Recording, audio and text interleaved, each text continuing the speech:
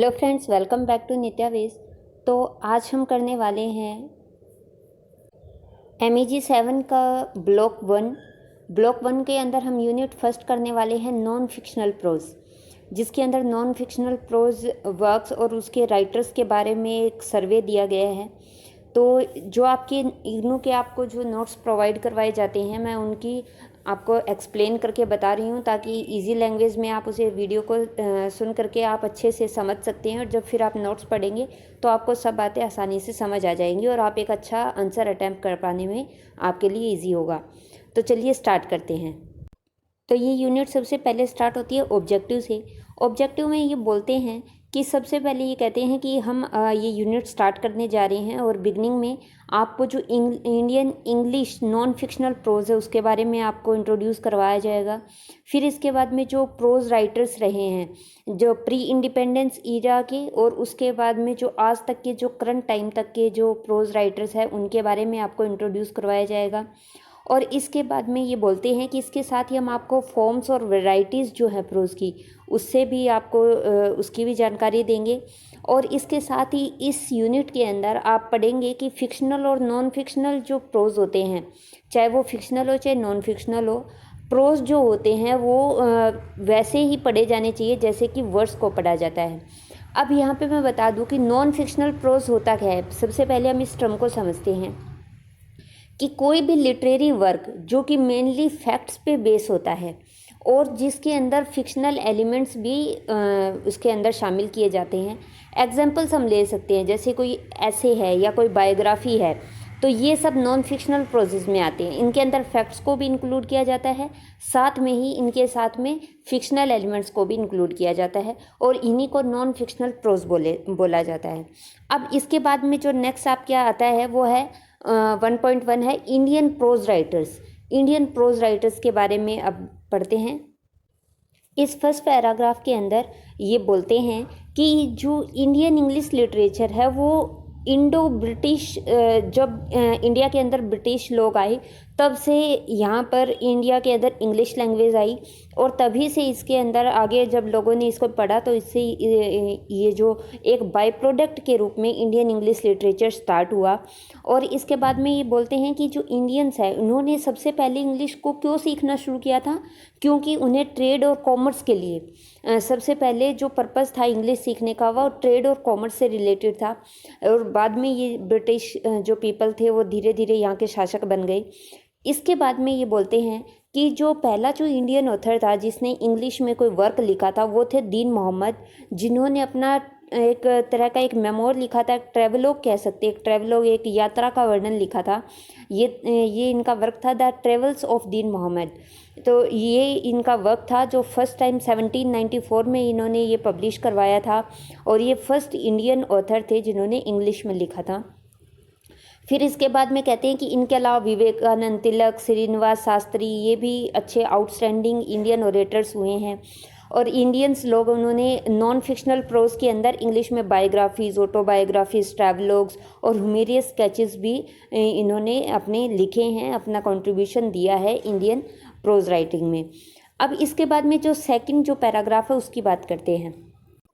Second paragraph में ये बोलते हैं कि जो दीन मोहम्मद है उनके बारे में बताया गया है कि कैसे उनकी जीवनी के बारे में बताया है कि वो 1759 में पैदा हुए थे, और इनकी जो जिस फैमिली में ये पैदा हुए थे ये मुग़ल एम्पायर की सर्विस में ये थे। इनके फादर की डेथ हो जाती है जब ये 11 साल के थे, और इसके बाद में ये ईस्ट इंडिया कंपनी के बंगाल आर्मी के अंदर एज ए कैंप फॉलोवर ये आर्मी को ज्वाइन करते हैं, और अपने आप को इंसाइन गॉडफ्राई एवन बेकर इससे अटैच कर लेते हैं।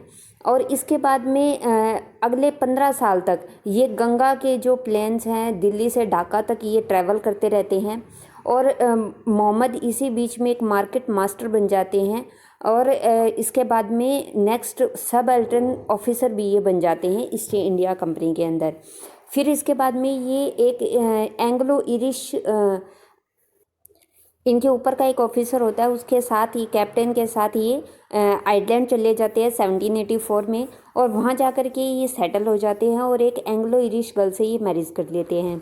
और ये जो दीन मोहम्मद थे इन्होंने काफ़ी कुछ पढ़ा, और ये ये भी पॉसिबल है कि जो एडिसन और स्मॉलेट्स के जो अकाउंट्स हैं, उनके ट्रैवल के जो उनके ट्रैवलॉग लिखे हुए हैं, जो इन्होंने यूरोप के अंदर यात्राएं की थी, ये राइटर्स हैं एडिसन और स्मॉलेट्स, इनके जो ट्रैवलॉग के जो अकाउंट्स हैं, ट्रैवल्स के अकाउंट हैं, उनसे ये काफ़ी इम्प्रेस हुए उनको पढ़ करके, और इन्हीं से ये इंकरेज होकर के इन्होंने अपना ट्रैवलॉग लिखा।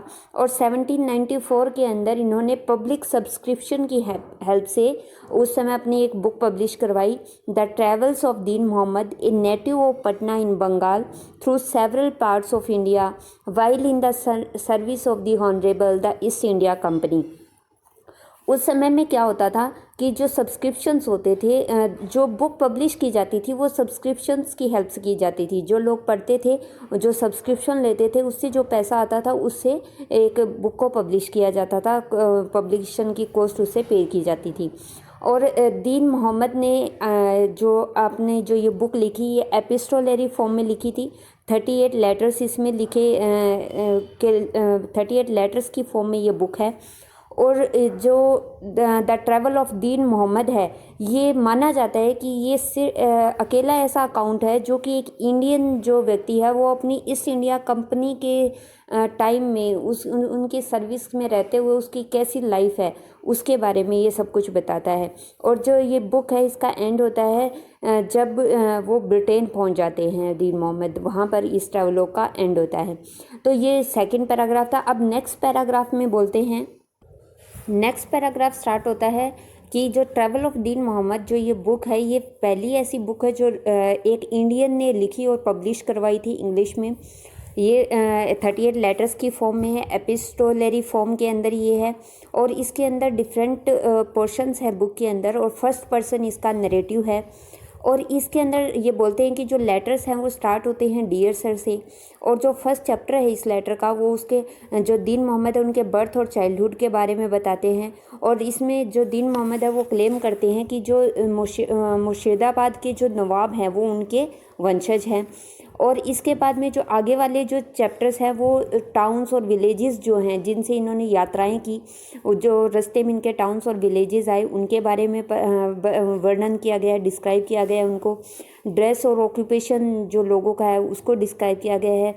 और जो बंगाल आर्मी के अंदर जो अलग अलग क्लासेस के जो लोग हैं, अलग अलग वर्ग के जो लोग हैं, उनकी जो एक्टिविटीज़ है उसके बारे में बताया गया है। जो दीन मोहम्मद है, जो उन्होंने लैंग्वेज यूज़ की है उसके बारे में बोला गया है कि वो उन्होंने ग्राफिक लैंग्वेज यूज़ की है।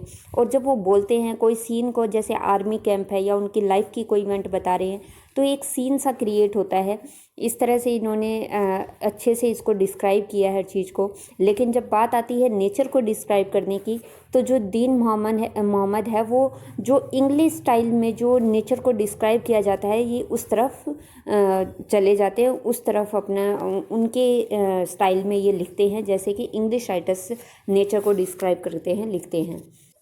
नेक्स्ट पैराग्राफ में बोलते हैं कि जो ये बुक है ये 2 सेंचुरीज़ पहले लिखी गई थी, जब मुग़ल एम्पायर इंडिया से फेड आउट होने लगी थी, जब मुग़ल एम्पायर का पतन होने लगा था और जो ब्रिटिश जो एम्पायर है वो इस्टेब्लिश होनी शुरू हो गई थी।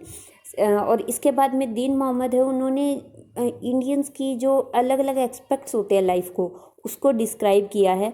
और इसके साथ ही ये जो ब्यूटी है कंट्री की उस पर बड़ा स्ट्रेस देते हैं, और जो नोबेलिटी है लोगों की उस पर भी काफ़ी जोर दे करके ये चीज़ों को डिस्क्राइब करते हैं।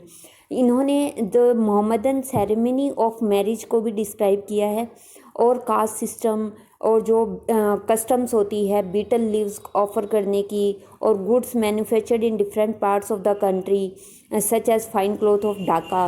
तो ढाका के अंदर जो कपड़े बनते हैं, अलग अलग तरह के जो अच्छी क्वालिटी के कपड़े बनते हैं भारत के अलग अलग हिस्सों में, उनके बारे में इन्होंने अपने ट्रैवलॉग में डिस्क्राइब किया है, वर्णन किया है उस सब का। लेकिन उनकी जो टोन है हमेशा वो न्यूट्रल ऑब्जर्वर की तरह रही है। इसके साथ ही जब राइटर जब लिख रहे हैं तो इनके अंदर जो यूरोपियन वैल्यूज़ हैं इनके वोकेबलरी के अंदर वो भी नज़र आती हैं। और साथ में ये आदिवासी लोग हैं उनके बारे में भी ये बताते हैं कि जो उनके पास ट्राइबल लोग होते हैं उनके पास बोज होती हैं, एरोज़ होते हैं, जो मतलब धनुष और तीर कमान जो इनके पास होते थे उनका कोई भी मैच नहीं है ब्रिटिश गन के साथ। और इस तरह से जो ये ट्राइबल पीपल्स हैं ये जब विद्रोह करते हैं तो ये इनको ब्रूटली पुनिश किया जाता है, और पब्लिक मैनर में, पब्लिक में इनको पनिश किया जाता है। तो इस तरह से इन्होंने ये जो 4th पैराग्राफ है इसमें इन्होंने डिस्क्रिप्शन दिया है इन सब चीज़ों का। इसके बाद नेक्स्ट पैराग्राफ में ये बोलते हैं कि जो बिगनिंग है इंडियन इंग्लिश राइटिंग की, ये पूरी तरह से डॉक्यूमेंटेड नहीं है। लंबे समय तक जो कैविले वेंकटा बोरेहा, इनका एक वर्क था अकाउंट्स ऑफ द जेन्स, ये 1809 में पब्लिश हुआ था। ये एक जर्नल था और इसी को फर्स्ट पब्लिश्ड वर्क माना जाता था, एक इंडियन के द्वारा इंग्लिश के अंदर फर्स्ट पब्लिश्ड वर्क ये माना जाता था। M.K. नायक का एक वर्क है history of Indian English literature, और K.R. श्रीनिवासन अयंकर का वर्क है इंडियन राइटिंग्स इन इंग्लिश, ये 1962 में पब्लिश हुई थी। ये दोनों भी इस व्यू को सपोर्ट करते हैं कि बोरेहा का जो ये अकाउंट्स ऑफ द जेन्स जो 1809 में पब्लिश हुआ था, यही फर्स्ट वर्क था किसी इंडियन के द्वारा इंग्लिश में लिखा हुआ, क्योंकि ये जो ट्रैवल ऑफ दीन मोहम्मद जो वर्क है ये इसको एक फॉरगॉटन वर्क माना जाता था उस समय तक। ये सिर्फ 1996 में एक हिस्टोरियन आए माइकल एच फिशर, जिन्होंने ये दीन मोहम्मद था, इनका जो ये ट्रैवलॉग था the travel of Dean Mohammad, इसको इन्होंने हाईलाइट किया और इन्होंने अपना एक वर्क पब्लिश किया जिस वर्क का नाम था the first Indian author in English Dean Mahomed in India Ireland and England. ये इनका फर्स्ट वर्क था जिसने इंट्रोड्यूस करवाया कि इंग्लिश के अंदर जो फर्स्ट इंडियन जो व्यक्ति थे जिन्होंने लिखा था, एक इंग्लिश में वर्क पब्लिश करवाया था, इंग्लिश में लिखा था, वो थे दीन मोहम्मद। इसके आगे ये बोलते हैं कि लेकिन ये काफ़ी डिफ़िकल्ट है कि दीन मोहम्मद का जो ये वर्क है इसको करेक्ट प्लेस पे रखा जाए क्रोनोलॉजिकली ये वर्क फर्स्ट हो सकता है, बट हमें ये नहीं पता है कि जो लेटर जो राइटर्स थे, जो बाद में आने वाले जो राइटर्स थे जैसे राजा राम मोहन राय थे, वो इस वर्क के बारे में अवेयर थे या नहीं थे, इसके बारे में हम कुछ नहीं कह सकते। अब इसके बाद जो नेक्स्ट पैराग्राफ है वो राजा राम मोहन राय का जो एक ऐसे है उसकी बात कर रहा है। ये बोलते हैं कि राजा राम मोहन राय का ऐसे था ए डिफेंस ऑफ हिंदू थेज़म, ये 1817 में लिखा गया था। ये फर्स्ट ओरिजिनल पब्लिकेशन था एक्सपोजिटरी प्रोज फॉर्म में in the history of Indian writing in English. Indian writing जो इंग्लिश के अंदर जो इंडियन राइटिंग है उसके अंदर ये एक्सपोजिटरी प्रोज के अंदर लिखा हुआ ये फर्स्ट ओरिजिनल पब्लिकेशन थी जो राजा राम मोहन राय का ऐसे है डिफेंस ऑफ हिंदू थेज़म 1817 में पब्लिश हुआ था। इसके बाद जो इस पैराग्राफ में है वो राजा राम मोहन राय के बारे में बताया गया है कि वो क्या थे। राजा राम मोहन राय एक ग्रेट सोशल, रिलीजियस और कल्चरल रिफॉर्मर थे अपने समय के। ये एक रिच लैंडलॉर्ड के बेटे थे और इन्होंने अरेबिक और पर्शियन पढ़ी थी पटना से, और इन्हें हिंदू थियोलॉजी और फिलोसफी का भी ज्ञान था। फिलोसफी इन्होंने पढ़ी थी बनारस से। इसके बाद में ये कई यूरोपियन लैंग्वेज भी जानते थे और इन्होंने बाइबल भी पढ़ी थी ग्रीक, हिब्रू और लैटिन लैंग्वेज में। He was a पोलेमिथ। पोलेमिथ का मतलब होता है जिसे बहुत सारे विषयों का ज्ञान हो। तो ये बोलते हैं कि ही वाज ए पोलेमिथ, ये पोलेमिथ थे और इन्होंने लिखा था, बंगाली में लिखा था, पर्शियन में लिखा था, संस्कृत में लिखा था, बंगाली इनकी मदर टंग थी, और इन्होंने इंग्लिश में भी लिखा था। और 1828 के अंदर इन्होंने ब्रह्म समाज की स्थापना की जो कि एक रिफॉर्मिस्ट हिंदू मूवमेंट था, और ये महिलाओं के अधिकार के लिए भी लड़े, और इन्होंने एक मूवमेंट भी चलाई, एक आंदोलन भी चलाया सती प्रथा के खिलाफ। इसके अलावा जो इनका एक आर्टिकल था practice of burning widows alive, और इनका जो एक इन्होंने लेटर लिखा था address to Lord William Bentinck, ये 1830 में ये पब्लिश हुए थे। ये लेटर, ये जो ना आर्टिकल इन्होंने लिखे थे, इन्होंने बड़ा रोल प्ले किया था जो सती प्रथा के खिलाफ, जो ये क्रूल कस्टम था सती प्रथा का, इसके खिलाफ जो कानून बनाने में इनके जो ये 2 आर्टिकल थे इन्होंने काफ़ी बड़ा रोल प्ले किया था। इनके नाम क्या थे? फर्स्ट का नाम था practice of burning widows alive और दूसरा था address to Lord William Bentinck.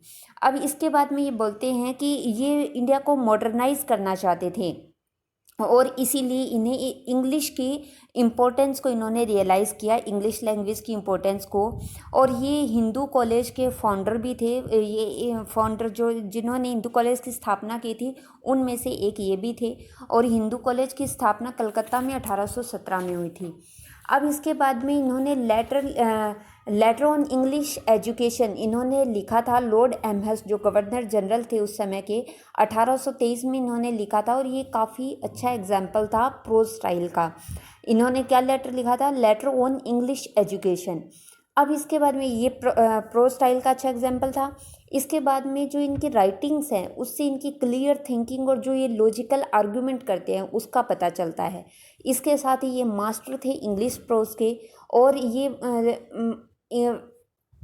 और ये विभिन्न भारतीयों की एक लंबी लाइन के अंदर पहले ऐसे व्यक्ति थे जिन्होंने सोशल और पॉलिटिकल रिफॉर्म लाने के लिए इंग्लिश लैंग्वेज के अंदर प्रोज लिखे और इससे इन्होंने समाज के अंदर सुधार किया। तो ये जो पैराग्राफ था ये राजा राम मोहन राय को एड्रेस करता है। अब इसके बाद में बात होती है बंकिम चंद्र चटर्जी की, जो कि एक बंगाली प्रोज राइटर थे। जो ये पैराग्राफ है इसके अंदर जो अब नेक्स्ट बात होगी बंगाल के बारे में कि बंगाली जो लोग हैं उन्होंने कैसे बड़ा ही आउटस्टैंडिंग कंट्रीब्यूशन दिए है प्रोज राइटिंग के अंदर। सबसे पहले बात करते हैं बंकिम चंद्र चटर्जी के बारे में। इन्हें जो बंगाली नोवेल जो थे उनका इसको फादर बोला जाता था बंकिम चंद्र चटर्जी को। और ये ऑथर थे राजमोहन वाइफ के। ये राजमोहन वाइफ जो ये 1864 का ये वर्क है, ये फर्स्ट इंडियन नॉवल था जो कि इंग्लिश में लिखा गया था। First Indian novel in English, Rajmohan wife, ये इसके ऑथर थे बंकिम चंद्र चटर्जी। और इन्होंने इसके अलावा और भी बहुत सारे लेटर्स एसेज लिखे हैं इंग्लिश में। और जैसे जैसे इंग्लिश एजुकेशन को बढ़ावा मिला इंडिया में और दूसरे इंडियंस ने भी इंग्लिश में अपने बुक्स वगैरह लिखनी शुरू की। इसके बाद बात करते हैं रोमेश चंद्र दत्त का। ये इस इंडियन सिविल सर्विस के एक मेंबर थे और इन्होंने रामायण और महाभारत के वर्ड्स को ट्रांसलेट किया था। इन्होंने नॉवल भी लिखे बंगाली में, जिनमें से 2 इनकी जो बुक थी इनको इन्होंने ट्रांसलेट किया, the lake of the palms 1923, the slave girl of Agra 1909। इनके नॉन फिक्शनल प्रोज भी पब्लिश हुए थे। इनका जो मोस्ट फेमस जो बुक थी उसके 2 वॉल्यूम थे, इकोनॉमिक हिस्ट्री ऑफ इंडिया 1902 और दूसरा जो वॉल्यूम था वो 1904 में पब्लिश हुआ था। और ये फर्स्ट इंडियन नहीं, हम सेकंड इंडियन कहेंगे, क्योंकि जो फर्स्ट इंडियन थे वो तो दीन मोहम्मद का जो ट्रेवलॉग है वो इन्होंने लिखा था। ये फर्स्ट इंडियन तो दीन मोहम्मद थे और ये सेकंड इंडियन हम कह सकते हैं, सेकंड इंडियन थे जिन्होंने कि एक ट्रेवलॉग लिखा था 3 Years in Europe 1869 to 1871 और ये पब्लिश हुआ था 1872 में। और ये फर्स्ट थे जिन्होंने लिटरेरी हिस्ट्री में लिखा था द लिटरेचर ऑफ बंगाल। और इनके जो फ्रेंड और इनके समकालीन कंटेम्प्रेरी होते जो समकालीन जो इस समय के जो राइटर थे वो थे सुरेंद्र नाथ बनर्जी, जिन्होंने कि इंडियन नेशनल कांग्रेस को के फाउंडिंग मेंबर थे सुरेंद्र नाथ बनर्जी। और ये भी एक पावरफुल नरेटर थे और इनकी स्पीचेस जो इन्हें भाषण देते थे ये भी 1890 में पब्लिश हुए थे। तो इस तरह से ये जो पैराग्राफ है इसमें इन्होंने बात की बंकिम चंद्र चटर्जी की और रोमेश चंद्र दत्त के बारे में। अब हम बात करते हैं आगे जो दूसरे जो बंगाली राइटर्स हैं उनकी। नेक्स्ट ये बोलते हैं कि 3 बंगाली लोग थे जिन्होंने रिलीजन, पोइट्री और नेशनल अवेकनिंग के अंदर इन्होंने अपने आप को स्थापित किया इस फील्ड में और ये मास्टर थे प्रोज के। सबसे पहले बात करते हैं स्वामी विवेकानंद के बारे में। इनके पेरेंट्स ने इनका नाम नरेंद्र दत्त रखा था। 18 साल की उम्र में ये रामकृष्ण परमहंस के ये शिष्य बन गए थे और इन्होंने विवेकानंद नाम इनका तब से पड़ गया था। और जब श्री रामकृष्ण परमहंस की जब डेथ हुई 1885 में तो इन्होंने रामकृष्ण मिशन की स्थापना की और ये एक ऑर्डर था मॉन्क्स का जो कि सोशल रिफॉर्म के लिए डिवोटेड थे। और इनकी स्पीच जो इन्होंने दी थी पार्लियामेंट ऑफ रिलीजन चिकागो के अंदर 1893 में, इससे इनको इंटरनेशनल फेम मिला। और इनका वर्क था हिज कंप्लीट वर्क्स, ये फर्स्ट वॉल्यूम था जो 1907 में अपीयर हुआ था, जिसके अंदर इनके स्पीचेस और लेक्चर्स को इंक्लूड किया गया था। और ये हमेशा जो स्पिरिचुअल यूनिकनेस जो है इंडिया की उसके बारे में बोलते थे, और हिंदुज़म की जो ग्रेटनेस है उसको भी उसके बारे में बोलते थे। लेकिन इससे भी ज़्यादा जोर दे करके ये उन बातों पे बोलते थे जो करंट डिग्रेडेशन हो गया है हिंदू रिलीजन का, और उसके काजेज़ क्या हैं, इंडिया का जो डिग्रेडेशन हुआ है उसके कॉजेज़ और उसके क्योर के बारे में ये ज़्यादा जोर दे करके बोलते थे। इनकी जो लैंग्वेज थी वो मॉडर्नाइज फॉर्म की थी, मॉडर्निटी पे ये जोर देते थे। और ये इतने प्रभावशाली व्यक्तित्व थे कि इन्होंने जो कुछ बोला वो आज से 100 सालों के बीत जाने के बाद भी वो इतने ऐसे लगता है कि जैसे आज की ही कही हुई बात हो। इनकी जो बोलने का जो इनका लिखने का स्टाइल है, सिंपल डिक्शन का यूज़ करते थे और शॉर्ट सेंटेंसेस का यूज़ करते थे। और इनकी जो इमेजरी जो ये अपने वर्क में लेके आते थे वो डे टू डे लाइफ से इंक्लूड होती थी। कोई आर्ट या लिटरेचर से कोई स्पेसिफिक ऐसा इस्तेमाल नहीं करते थे, ये डे टू डे लाइफ की नॉर्मल बातों से ही अपनी बातों को स्पष्ट करते थे।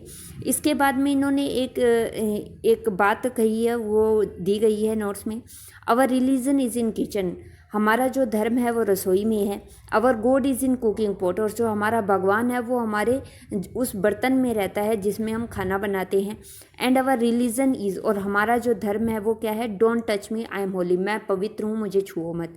तो ये एक तरह का ये सटायर इन्होंने किया है, जो इंडिया की जो अनटचेबिलिटी की जो बुराई है उसके बारे में इन्होंने सटायर किया है, उस पर कमेंट किया है। अब इसके बाद में नेक्स्ट जो पैराग्राफ है उसमें बात होती है रविंद्रनाथ टैगोर के बारे में। इसके बाद जो नेक्स्ट पैराग्राफ है उसमें बात की गई रविंद्रनाथ टैगोर की।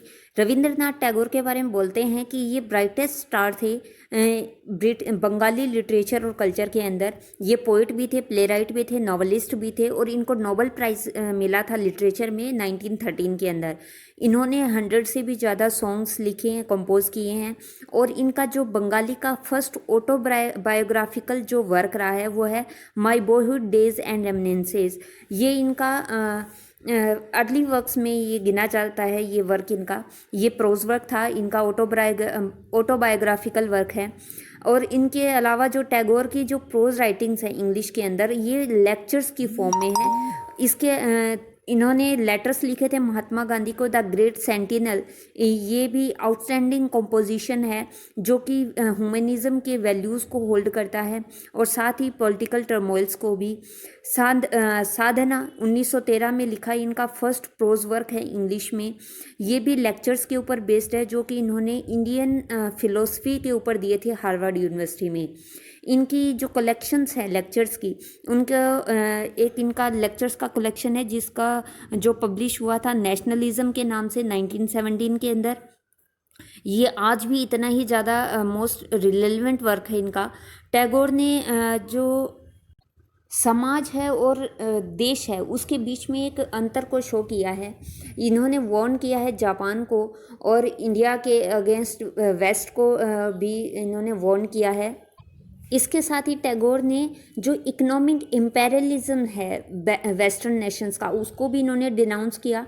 और ये क्योंकि वो मानते थे कि ये सोशल फैब्रिक जो है इंडिया का उसको डिस्ट्रॉय कर देगा।